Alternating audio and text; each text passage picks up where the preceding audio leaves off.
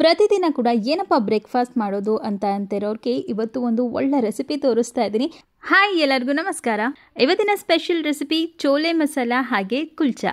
ಮೊದಲಿಗೆ ನಾನಿಲ್ಲಿ ಒಂದು ಬೌಲ್ಗೆ 2 ಬೌಲಷ್ಟು ಗೋಧಿ ಹಿಟ್ಟನ್ನು ಹಾಕೊಳ್ತಾ ಇದ್ದೀನಿ. ರುಚಿಗೆ ತಕ್ಕಷ್ಟು ಉಪ್ಪನ್ನು ಕೂಡ ಆ್ಯಡ್ ಮಾಡಿಕೊಂಡು ಅರ್ಧ ಸ್ಪೂನಷ್ಟು ಸಕ್ಕರೆ ಹಾಕೊಳ್ತೀನಿ. ಹಾಗೆಯೇ ಅರ್ಧ ಸ್ಪೂನಷ್ಟು ಬೇಕಿಂಗ್ ಸೋಡಾ ಜೊತೆಗೆ ಅರ್ಧ ಬಟ್ಲಷ್ಟು ಮೊಸರನ್ನು ಹಾಕ್ಕೊಂಡು ಒಂದ್ಸಲ ಚೆನ್ನಾಗಿ ಮಿಕ್ಸ್ ಮಾಡ್ಕೊಳ್ತೀನಿ. ಇದನ್ನು ಚೆನ್ನಾಗಿ ಮಿಕ್ಸ್ ಮಾಡ್ಕೊಂಡಾದ್ಮೇಲೆ ಸ್ವಲ್ಪ ನೀರನ್ನು ಆ್ಯಡ್ ಮಾಡಿಕೊಂಡು ಚಪಾತಿ ಹಿಟ್ಟು ಅದಕ್ಕೆ ಕಲಿಸ್ಕೊಂಡಾದ್ಮೇಲೆ 1 ಸ್ಪೂನಷ್ಟು ತುಪ್ಪನ ಹಾಕಿ ಇದನ್ನು ಚೆನ್ನಾಗಿ ಇನ್ನೊಂದ್ಸಲ ಕಲಿಸ್ಕೊಂಡು ಒಂದು 10 ನಿಮಿಷ ಹಾಗೆಯೇ ಬಿಡೋದ್ರಿಂದ ಕುಲ್ಚಾ ಕೂಡ ತುಂಬಾ ಸಾಫ್ಟ್ ಆ್ಯಂಡ್ ಸ್ಪಾಂಜಿಯಾಗಿ ಬರುತ್ತೆ. ಅಷ್ಟರಲ್ಲಿ ನಾವು ಚೋಲೆ ಮಸಾಲೆಗೆ ರೆಡಿ ಮಾಡ್ಕೊಳ್ಳೋಣ. ಈಗ ನಾನು ಕಾಬೂಲ್ ಕಡಲೆನ ರಾತ್ರಿನೇ ನೀರಲ್ಲಿ ಉನಿ ಹಾಕಿದ್ದೆ. ಬೆಳಗ್ಗೆ ನಾನು ಇದನ್ನು ಚೆನ್ನಾಗಿ ಇನ್ನೊಂದ್ಸಲ ವಾಶ್ ಮಾಡಿಕೊಂಡು ಒಂದು 3 ರಿಂದ 4 ವಿಷಲ್ ಬರೆಸ್ಕೊಂಡಿದ್ದೀನಿ. ಜೊತೆಗೆ ಆಲೂಗೆಡ್ಡೆನ ಕೂಡ ಬೇಯಿಸ್ಕೊಂಡಿದ್ದೀನಿ. ಇಲ್ಲಿ ನಾನು 2 ಆಲೂಗೆಡ್ಡೆನ ತೊಗೊಂಡಿದ್ದೀನಿ. ಕಾಬೂಲ್ ಕಡಲೆ ಚೆನ್ನಾಗಿ ಬೆಂದಿರಬೇಕು. ಈಗ ನಾನು ಆಲೂಗೆಡ್ಡೆನ ಏನು ತೊಗೊಂಡಿದ್ದೆ ಅದನ್ನು ನಾನು ಮಿಕ್ಸಿ ಗ್ರೈಂಡರ್ಗೆ ಹಾಕ್ಕೊಳ್ತೀನಿ. ಹಾಗೆಯೇ 1 ಸ್ಪೂನಷ್ಟು ಕಾಬೂಲ್ ಕಡಲೆ ಅಂದರೆ ಬೇಯಿಸ್ಕೊಂಡಿರುವಂತಹ ಕಾಬೂಲ್ ಕಡಲೆನ ಹಾಕಿ ಅರ್ಧ ಬೌಲಷ್ಟು ಮೊಸರು ಹಾಕಿ ರುಚಿಗೆ ತಕ್ಕಷ್ಟು ಉಪ್ಪನ್ನು ಹಾಕ್ಕೊಂಡು ಇದನ್ನು ಗ್ರೈಂಡ್ ಮಾಡ್ಕೊಳ್ತೀನಿ. ಸೊ ಈ ರೀತಿ ತಿಕ್ಕಾಗಿ ನಾವು ಈ ಪೇಸ್ಟನ್ನು ಮಾಡ್ಕೋಬೇಕಾಗತ್ತೆ. ಗ್ರೈಂಡ್ ಮಾಡ್ಕೋಬೇಕಾದ್ರೆ ನೀರನ್ನು ಆ್ಯಡ್ ಮಾಡಬೇಕಾಗಿಲ್ಲ. ಆಲ್ರೆಡಿ ನಾವು ಮೊಸರನ್ನು ಹಾಕಿರೋದ್ರಿಂದ ಸೊ ಈ ರೀತಿ ತಿಕ್ನೆಸ್ ಬರುತ್ತೆ. ಈಗ ಒಂದು ಬಾಣಲಿಗೆ 1 ಸ್ಪೂನಷ್ಟು ಎಣ್ಣೆ ಹಾಗೆಯೇ 2 ಹಸಿಮೆಣಸಿನಕಾಯಿನ ಚಿಕ್ಕದಾಗಿ ಕಟ್ ಮಾಡಿದೆ ಅದನ್ನು ಕೂಡ ಹಾಕ್ಕೊಂಡು 1 ಈರುಳ್ಳಿನ ನಾನು ಚಿಕ್ಕದಾಗಿ ಕಟ್ ಮಾಡಿ ಇದನ್ನು ಕೂಡ ಹಾಕ್ಕೊಂಡು ಚೆನ್ನಾಗಿ ಫ್ರೈ ಮಾಡ್ಕೊಳ್ತೀನಿ.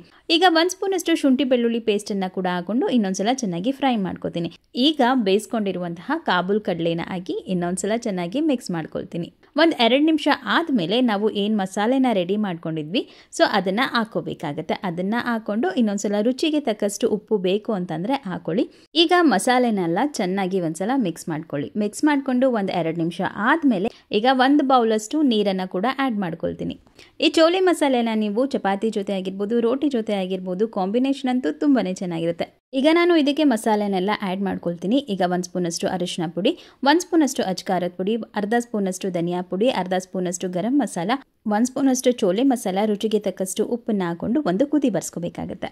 ಈಗ ಇದಕ್ಕೆ ಒಂದು ಒಗ್ಗರಣೆ ಹಾಕೋಬೇಕಾಗುತ್ತೆ. ಸ್ವಲ್ಪ ಎಣ್ಣೆಗೆ ಜೀರಿಗೆ ಹಾಗೂ ಹಸಿಮೆಣಸಿನಕಾಯಿನ ಹಾಕೊಂಡು ಒಗ್ಗರಣೆ ಹಾಕೊಳ್ತೀನಿ. ಕೊನೆಯದಾಗಿ ಕೊತ್ತಂಬರಿ ಸೊಪ್ಪನ್ನು ಕೂಡ ಹಾಕೊಳ್ತೀನಿ. ಸ್ಪೈಸಿ ಆಗಿರುವಂತಹ ಚೋಲೆ ಮಸಾಲ ರೆಡಿಯಾಗಿದೆ. ಈಗ ಬಿಸಿಯಾಗಿ ಕುಲ್ಚಾ ಕೂಡ ರೆಡಿ ಮಾಡ್ಕೊಳ್ಳೋಣ. ಇನ್ನೊಂದ್ಸಲ ಚೆನ್ನಾಗಿ ಚಪಾತಿ ಹಿಟ್ಟನ್ನು ನಾದ್ಕೊಳ್ತೀನಿ. ಸೊ ನಾದ್ಕೊಂಡಾದ್ಮೇಲೆ ಇದನ್ನು ರೌಂಡಾಗಿ ಮಾಡ್ಕೋಬೇಕಾಗುತ್ತೆ. ನೀಟಾಗಿ ನಾವು ರೌಂಡ್ ಮಾಡ್ಕೊಂಡಷ್ಟು ಚಪಾತಿ ನೀಟಾಗಿ ಬರುತ್ತೆ ಆ್ಯಂಡ್ ಸರ್ಕಲ್ ಶೇಪ್ಗೆ ಕರೆಕ್ಟಾಗಿ ಬರುತ್ತೆ. ಈಗ ನೀವು ಏನು ನಾರ್ಮಲ್ ಚಪಾತಿ ಮಾಡ್ಕೊಳ್ತೀರೋ ಸೇಮ್ ಅದೇ ಥರ ಒತ್ಕೊಳ್ಳಿ, ಬಟ್ ಅಷ್ಟು ದೊಡ್ಡದು ಬೇಡ. ಈಗ ಸ್ವಲ್ಪ ಮೀಡಿಯಮ್ ಆಗಿ ನಾವು ಇದನ್ನು ಒತ್ಕೊಳ್ಳೋಣ. ಈಗ ಇದಕ್ಕೆ ಸ್ವಲ್ಪ ಎಣ್ಣೆ ಹಾಕಿ ಇದಕ್ಕೆ ಅದ್ರ ಮೇಲೆ ಹಸಿಟ್ಟನ್ನು ಹಾಕೊಳ್ತೀನಿ. ಮೋಮೋಸ್ ಎಲ್ಲ ಮಾಡಬೇಕಾದ್ರೆ ಈ ರೀತಿ ಫೋಲ್ಡ್ ಮಾಡ್ತಿರಲ್ಲ ಸೊ ಆ ರೀತಿ ಮಾಡ್ಕೋಬೇಕಾಗತ್ತೆ.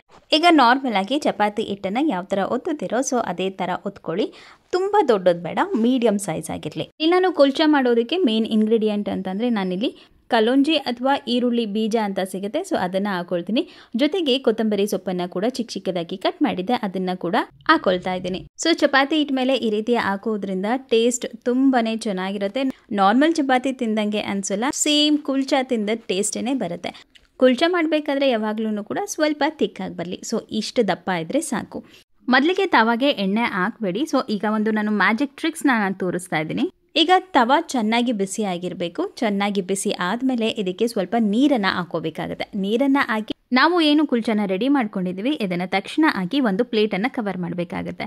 ಇದನ್ನು ಒಂದು 30 ರಿಂದ 40 ಸೆಕೆಂಡ್ ಚೆನ್ನಾಗಿ ಬೇಯಿಸ್ಕೊಂಡು ಆದಮೇಲೆ ನಾವು ಇದನ್ನು ಮಗ್ಚಾಕಬೇಕಾಗುತ್ತೆ. ಈಗ ನಾವು ಎಣ್ಣೆ ಹಾಕಬೇಕಾಗುತ್ತೆ. ಸೊ ಈ ರೀತಿ ಮಾಡೋದ್ರಿಂದ ತಂದೂರಿ ರೋಟಿ ಏನು ಬರುತ್ತೆ ಸೊ ಅದೇ ಟೇಸ್ಟ್ ಇರುತ್ತೆ. ಸೊ ಈಗ 2 ಕಡೆನೂ ಚೆನ್ನಾಗಿ ಬೇಯಿಸ್ಕೋಬೇಕಾಗತ್ತೆ. ಈ ರೀತಿ ಕಲರ್ ಬರಬೇಕಾಗತ್ತೆ. ಸೊ ಈಗ ಕುಲ್ಚಾ ಕೂಡ ರೆಡಿಯಾಗಿದೆ. ಟೇಸ್ಟ್ ಅಂತೂ ತುಂಬಾ ಚೆನ್ನಾಗಿರುತ್ತೆ. ಬಿಸಿ ಕುಲ್ಚಾ ಜೊತೆಗೆ ಕಾಬೂಲ್ ಕಡಲೆ ಮಸಾಲ ಕೂಡ ರೆಡಿಯಾಗಿದೆ. ಸೊ ಇದನ್ನು ನಿಮ್ಮ ಮನೇಲಿ ಟ್ರೈ ಮಾಡಿ. ತುಂಬಾ ಸಾಫ್ಟ್ ಆಗಿರುತ್ತೆ ಆ್ಯಂಡ್ ಟೇಸ್ಟ್ ಕೂಡ ಅಷ್ಟೇ ಚೆನ್ನಾಗಿರುತ್ತೆ. ಈ 2 ಕಾಂಬಿನೇಷನ್ ಅಂತೂ ಸೂಪರ್ಬ್ ಆಗಿದೆ. ಕೂಡ ನೀವು ಟ್ರೈ ಮಾಡಿದರೆ ಹೇಗೆ ಬಂತು ಅಂತ ಕಮೆಂಟ್ ಮಾಡಿ. ಈ ವಿಡಿಯೋ ಏನಾದರೂ ಇಷ್ಟ ಆಯಿತು ಅಂತಂದರೆ ಪ್ಲೀಸ್ ಲೈಕ್ ಮಾಡಿ, ಶೇರ್ ಮಾಡಿ, ಕಮೆಂಟ್ ಮಾಡಿ, ಹಾಗೆ ಸಬ್ಸ್ಕ್ರೈಬ್ ಮಾಡ್ಕೊಳ್ಳಿ.